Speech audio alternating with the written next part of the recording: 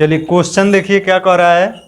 वह संख्या ज्ञात कीजिए जिसका 40% 4700 रुपया है। ठीक है, तो देखो अगर हम लोग इस सवाल को आंसर लाना चाहें तो क्या कहेंगे कि 40% बराबर आपको दिया हुआ है 4700 रुपया और हमें 100% का वैल्यू बताना है। ठीक है, तो देखिए सीधे हम लोग लिख सकते हैं कि 4700 बट्टे 40 गुणे 100।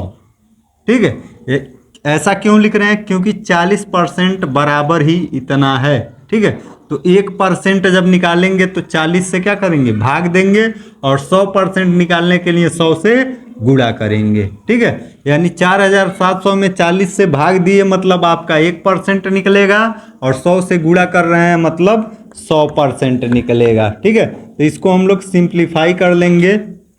देखिए 0 से 0 कट जाएगा, 2 से काटेंगे, 2 दूना 4, 2 पचे 10, फिर 2 से इसको काट लेंगे, 2 दूना 4 और 2 तिहाई 6, 2 पचे 10 और 1 0। अब 5 से इसमें मल्टीप्लाई कर देंगे तो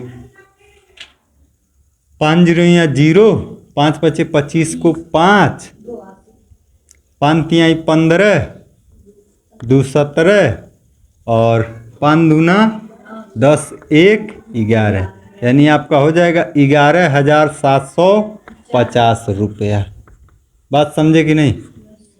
ठीक है, इसी प्रकार सेम सवाल आपका ये दूसरा वाला भी है। क्या कह रहा है, वह संख्या ज्ञात कीजिए जिसका 90% कितना है, 63 है।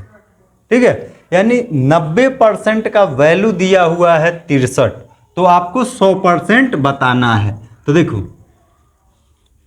63 आपका कितने परसेंट का मान है, तो 90%, तो 90 से भाग देंगे यानी 1% निकला और हमें चाहिए 100% यानी 100 का गुणा।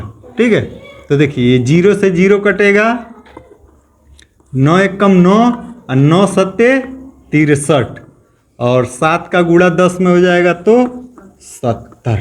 ठीक है, यानी वह संख्या कितना होगी, 70 होगा जिसका 90% 63 आएगा। यानी अगर इस 70 का आप 90% निकालेंगे तो कितना आएगा, 63 आएगा।